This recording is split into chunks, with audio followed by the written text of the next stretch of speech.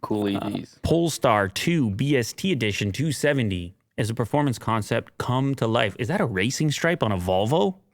Get the hell out of here. I like it. It's very nice. Yeah, I like it. Kind of looks like it's like an electric muscle car almost. Some nice big rims. It's a black and white motif, which is my go-to. I love a black and white motif. What do you think of the stripe? I mean, if you can pull it off, if it's really that fast, you got to be real fast to have a stripe. Like your vehicle has to be legit fast to have a stripe. Polestar 2 EV is getting a limited run high performance edition with a number of cool updates. Polestar 2 BST Edition 270 is, I don't know about the name, is a production version of an experimental performance prototype the company showed at the 2021 Goodwood Festival of Speed. $76,900 USD. How fast are we talking here? Do they tell us? They say it's a performance edition. I don't see any specs on speed so far. Oh, there we go. 476 horsepower, 502 pound-feet of torque, 1-inch lower ride, 21-inch wheels with Pirelli P0 tires. I mean, it sounds fast. These things sound fast. Are they going to say 0 to 60? I don't know. It can't be as fast as these plaid type things, but it's going to be fast enough for lots of people, I'm sure. And it looks really good. Well, it looks good. I would say it looks better. Okay, this is going to be a controversial statement, but I'll say that I prefer the look of this to the Model S or 3 or whatever. Really? Yeah. Yeah. Why? Because it's more defined? I don't know. I mean, it could just be that the Tesla look is so ubiquitous right now. Right. They're everywhere. Oh. I was thinking of getting this car. Okay, let's just Polestar get this 2. car. Let's just get this car, Will. Okay. Since you're buying so many It's cars. really nice. By the way, did you notice CNET has a huge redesign on their website? Yeah. I haven't seen this time yet. ago. Enormous redesign. Yeah. I think it's just something to do, like it's just a little bit different. A little bit. I don't know from an aerodynamics perspective. It looks futuristic, and it's a new flavor for me. I'm not saying I would buy it. It's a new flavor. If you had the same performance as the Model S, or if this had a Tesla badge on it, people would go crazy. But the fact that it's a Volvo and a Polestar, they're just like, whatever. And it's not as fast, which is a problem, obviously, for a performance vehicle. But just looking at the lines on it, the shape of it, it's pretty unique. It kind of looks like the Audi, the e-tron, Yes. I would say. But I don't mind the look of that thing either.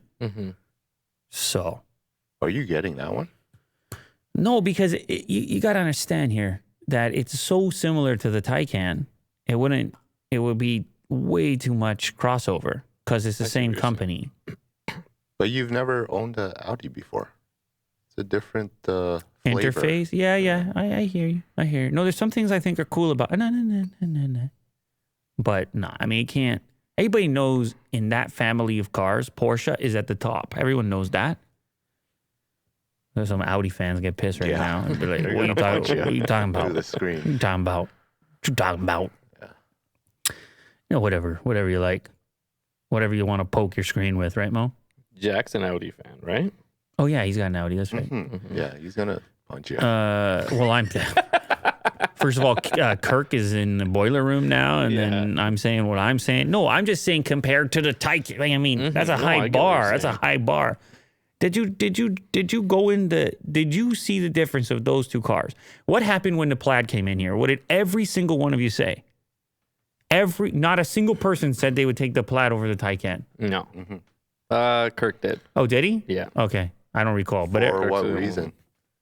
I don't recall. I don't remember what his reasoning was. Both sitting right there, and you can compare, and when you can really get in there, and it's not a YouTube video, and you're just really get in there and touch and feel and smell and know, it's just a bit different.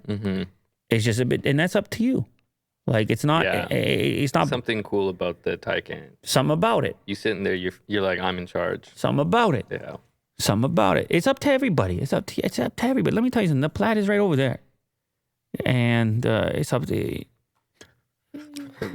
you know, you do your thing. Okay. I just feel that people have at this point more exposure to the Tesla experience than they do to the Taycan experience. So it's like I feel some sense of responsibility to put that out there and to let people know, because it is an unusual circumstance where you have the two sitting side by side on any given day, and you can really have that perspective instead of like, I own this one and now I own that one. They're both sitting. I mean, we should do a comparison, Mo. We really should. Like, Mo, we just put them both right there. Yeah. We pull them in. Hear me out. I'm with you. And we just break it down. Parked head to head. We break it down. And maybe everybody chats. Maybe everybody talks. Okay. You know? Maybe we do an interview with Will over here. Right. Talk about his struggles. Let's do a drag race. We'll do a drag race while we're at it. No, I mean, the Plaid will win the drag race, no doubt. There's no need for, not by a lot. I just want to drive it. Oh, no problem. Yeah, no problem.